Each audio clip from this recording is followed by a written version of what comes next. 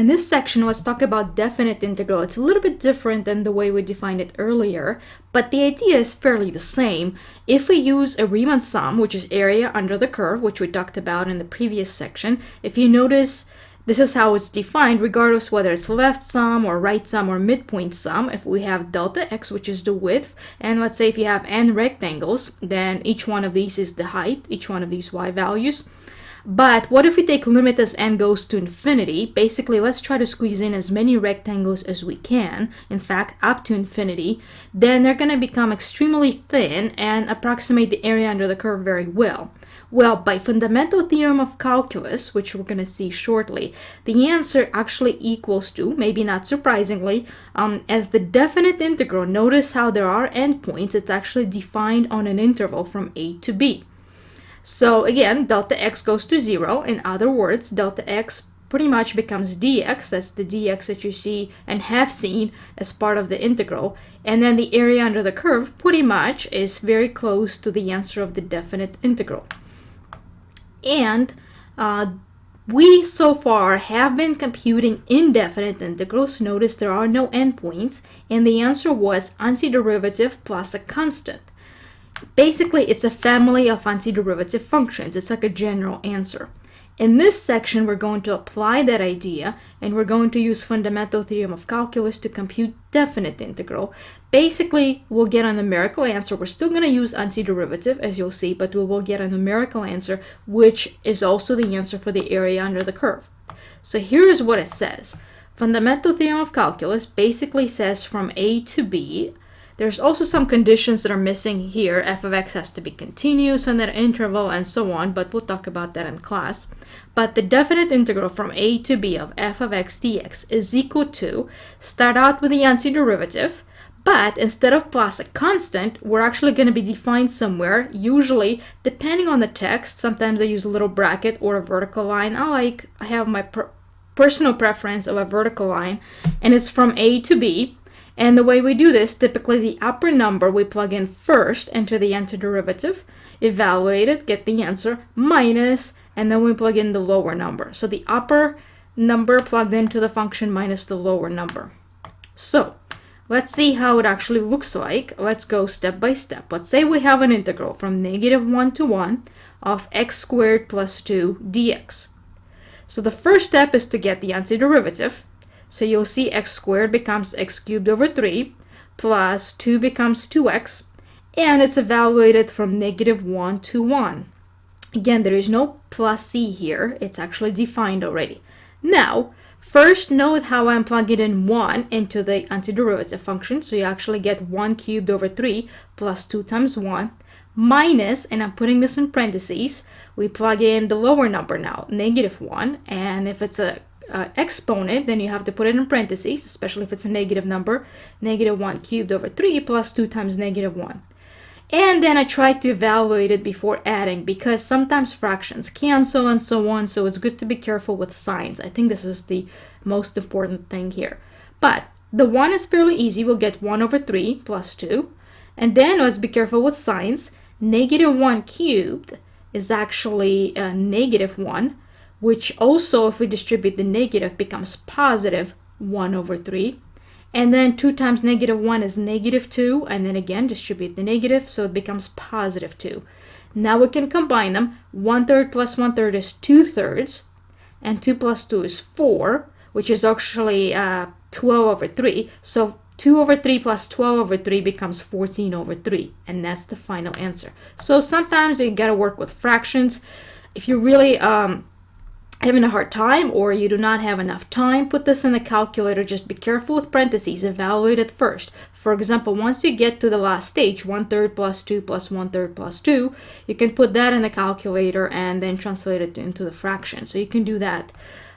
So let's see it once again in number 3. What if we have integral from 0 to 1 of this whole function? Again, get the antiderivative. 12x to the 5th becomes 12x to the 6 over 6, which becomes 2x to the 6th power. So this is basically the reduced answer already. Plus 5x to the 5th over 5, which is just x to the 5th. Then minus 6x cubed over 3, which becomes minus 2x cubed, plus 4 becomes 4x. And the whole thing is evaluated from 0 to 1. Once again, we plug in the 1 first. Here it's a little bit easier because the lower number is 0. That means you're only just plugging in 1 and evaluating it, because then it would be minus 0 for the rest of it. But if you plug in 1, we'll get 2, plus 1 is 3, minus 2 is 1, and then plus 4 is 5. So that's how come the answer is 5. Similarly, we can do this with ln as well, which is it's a good practice to plug in values because you're not always going to get a fraction or a decimal. Here we actually got the exact answer.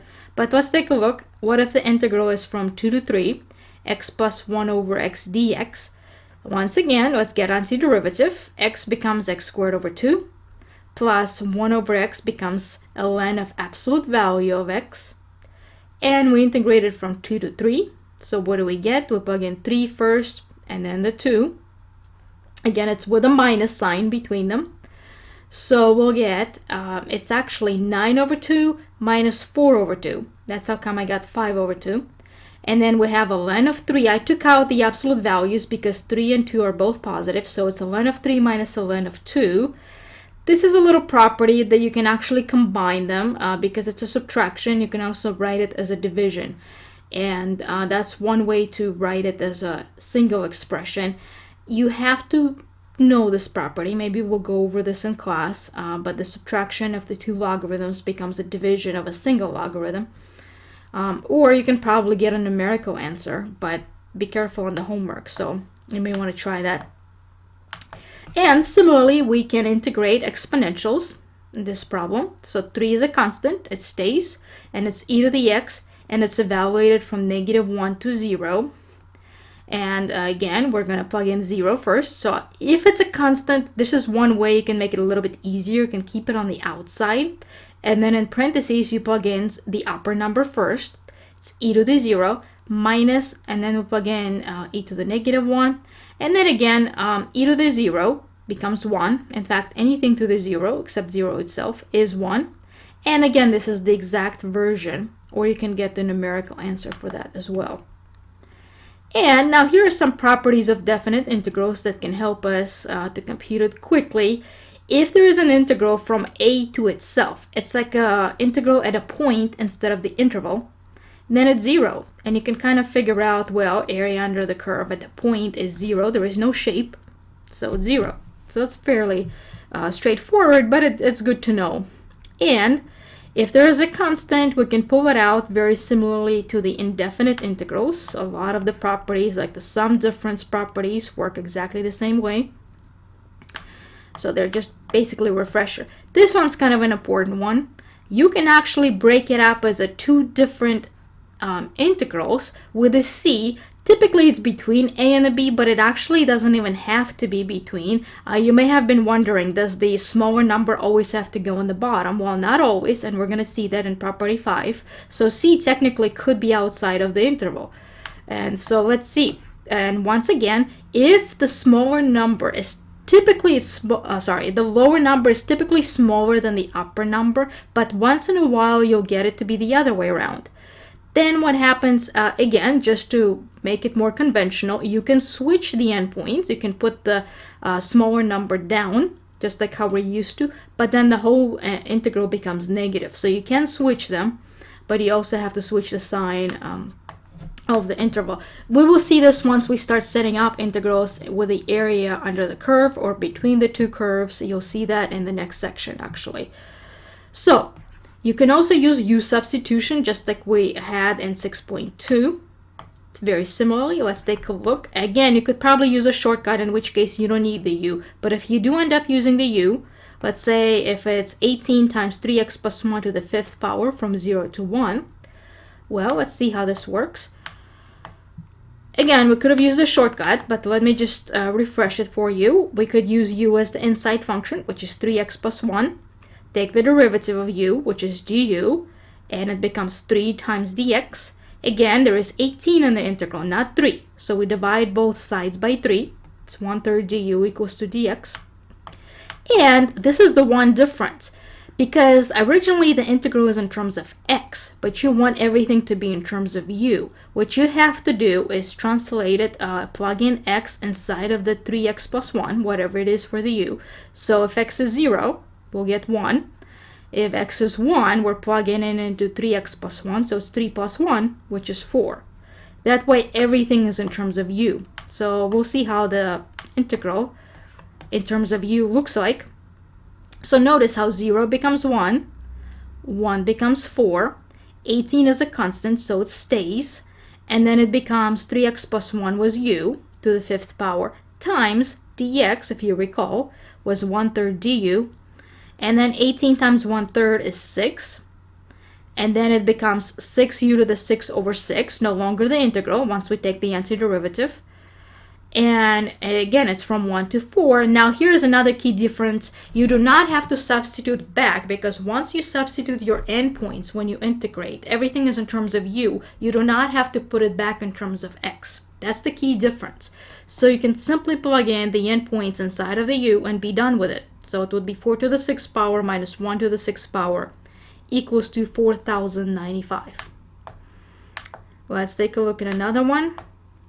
But this one we'll use a shortcut because it's e and it's actually to the ax plus b. Notice how it's linear, so we can use a shortcut.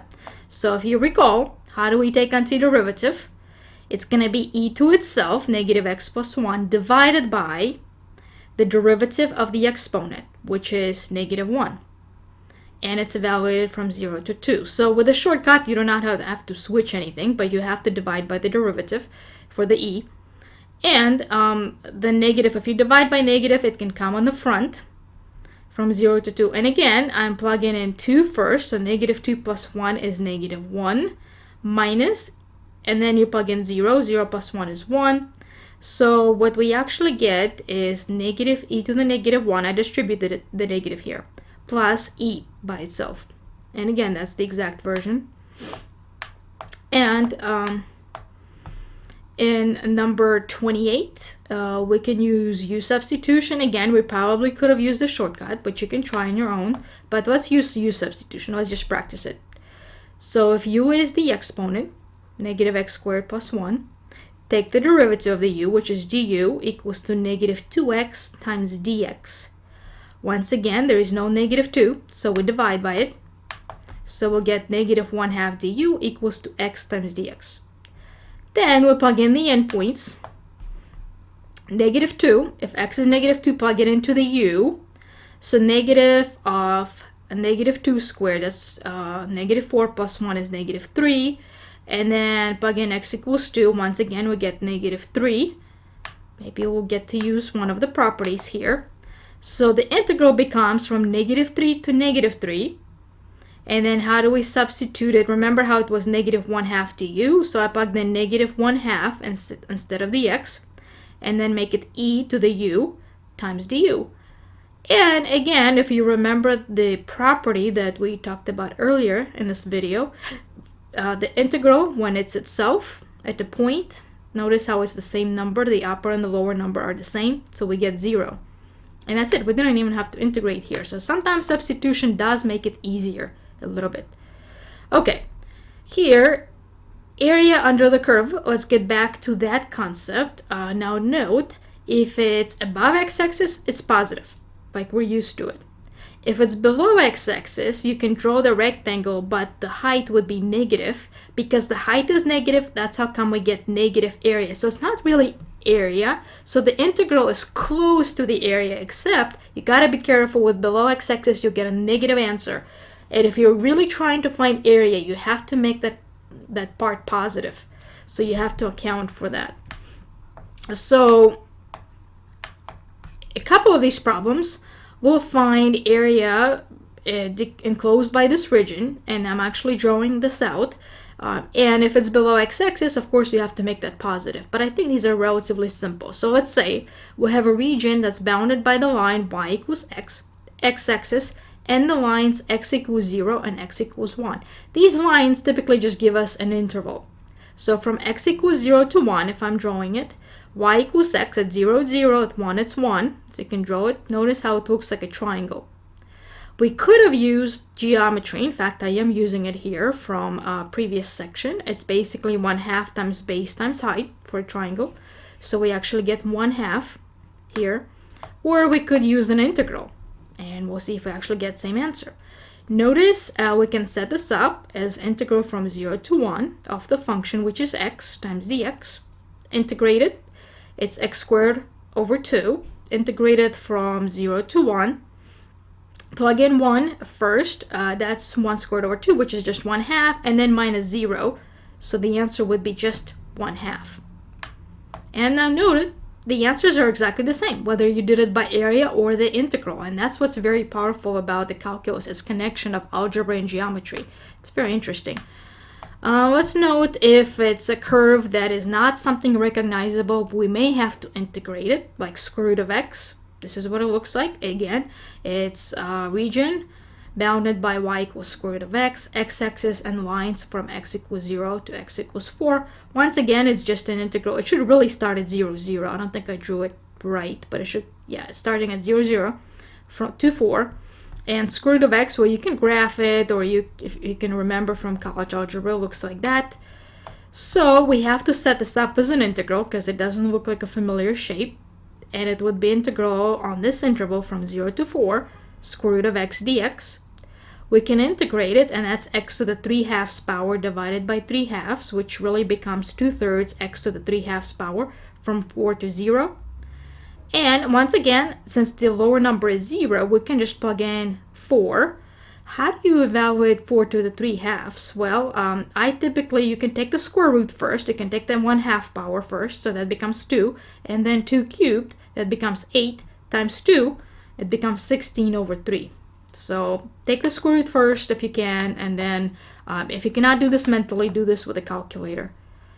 And of course, we can apply it the same way. Let's say if we have marginal cost, and we're trying to figure out not just the total cost, but the total cost from x equals 10 to x equals 100. So what if you're trying to just find it on a specific interval, let's say? Then you'll see total change in cost is basically integral from 0 to 100 of that marginal cost times dx. Once again, you find the antiderivative. It's 5x plus x cubed over 3,000. Plug in 100 first, and then plug in the 10 and subtract. And I just put it in the calculator, I believe, which you can do. Just be careful with parentheses. And I got $783. Same idea, you can do this with velocity. Let's say velocity equation is given. We're trying to find the total displacement, which is another word for distance, of the ball between t equals 1 to t equals 7, and interpret your answer. So the total displacement, or distance, and it's from 1 to 7, integral of 100 minus 32t dt becomes 100t minus 16t squared from 1 to 7. Again, plug in the 7 and then plug in the 1, and I'll let you guys see how you got the final answer. It's negative 168 feet. Why is it negative? How can the distance be negative? So displacement is really what is the difference in the height between the original. Basically, it means at t equals 1, the ball was higher than at t equals 7. Maybe it's falling. So this is what it means. The ball is 168 feet lower after 7 seconds than it was at the end of 1 second. So that's all it means. And bottled water sales, I think it's, again, we're given a rate, how something is growing. And T is in time of year since the start of 2000, and it's to the end of 2009. Because it's to the end of 2009, we have to be careful. We're not actually integrating from 0 to 9. It's pretty much 10 years that have passed, so we have to integrate from 0 to 10. And we integrate it the same kind of way. So you'll notice, you can put this in a calculator, and I'm getting 240 gallons.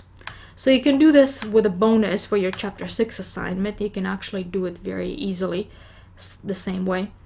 Here is an interesting application. What if we have the number of wiretaps authorized each year by U.S. state courts from 1990 to 2010 can be approximated as an exponential function right here. And t is time in years since 1990. We have to compute the integral from 10 to 15 of this wiretap rate function, and then we have to round the answer to the nearest 10 and interpret the answer. So we're given an integral to compute, which you basically compute it. We keep 530 as the constant. But then you integrate, if you recall, it's e to the 0.065t divided by 0.065. So how you get this number is 430 divided by 0.065. And I'm getting 6,615.38 thereabouts. And again, we plug in, you can probably plug in 15 first. You can keep the constant outside, you can basically do e to the 0.065 times 15 minus e to the 0.065 times 10, and then at the end multiply the answer by 6,615.38, and I'm getting approximately, again it's to the nearest 10, 4,870 wiretaps. So what does it mean? What did we actually get?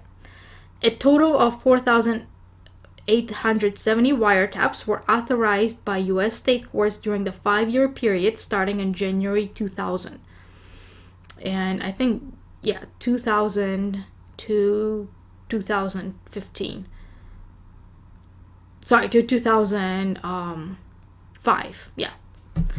How did we know that we started in 2000? Well, because the integral starts with 10 and it's number since 1990, so we do know we're starting with 2000. 15 years since 1990 would be 2005. So yeah, from 2000 to 2005.